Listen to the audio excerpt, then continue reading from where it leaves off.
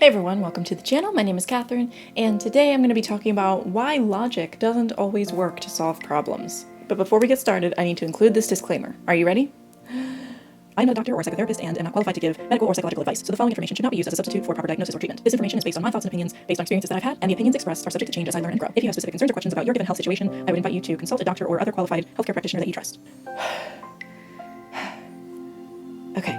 So I've noticed this recently. If I'm trying to solve a problem or change a behavior that I feel is unhealthy to me, a lot of times I can articulate what the problem is, why I'm struggling with it, where it came from, and even potential solutions of ways I need to change my behavior. But when it comes to actually implementing change, that's where I feel like I get stuck. And what I've realized for myself is that it feels like, to me, that there is a conflict or a disconnect in my brain. So in my frontal lobe, the part of my brain that is responsible for logic and reasoning and problem solving and language, I can be very good at articulating, this is my problem or this is what I'm struggling with. That feels disconnected from this other part of my brain called the limbic system, which is responsible for instincts, fight or flight, emotional response, etc. So if my fight or flight instinct response is activated, I'm not necessarily going to be thinking logically, which would explain, in my opinion, why if there's a disconnect in my brain, there's probably going to be a disconnect in my behavior.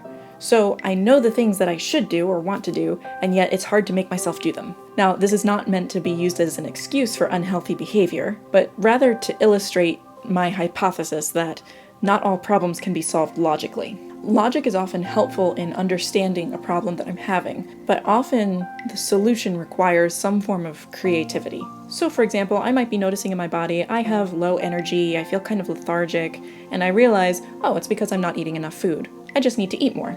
But if I have social anxiety going to the grocery store, then I have this fear of grocery shopping and I can't get the food I need because I have that anxiety in the way. One solution could be is that I order groceries online so I don't have to worry about that social component. But then if I get met with the fear of spending money because I have this anxiety about running out, even though I'm very intentional about budgeting frugally and using my money wisely, then I kind of get caught in this circle and this war between my frontal lobe and limbic system of, well, I could just do this, or I just need to eat more and I'll feel better.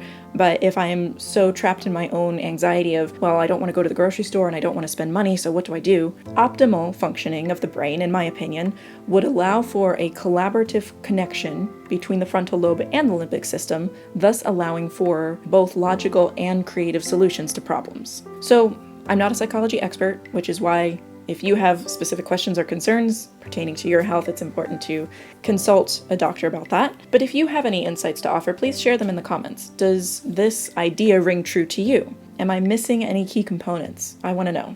So please comment below, share what your thoughts are, and as always, thank you so much for watching. I'll see you next time. Bye.